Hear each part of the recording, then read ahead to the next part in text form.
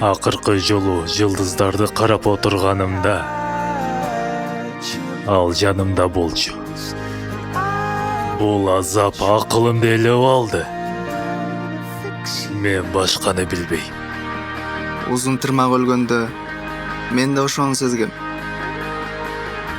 Аягында азабың басылдыбы? Жок. Убагында азаптан 1000 эсе күчтүү нерсе бар экенин билдим. Бири-бирибизге болгон сүйүүнү. Ошого карманышың керек, Shadow. Мария биз менен жок, бирок сенин сүйүүң калат.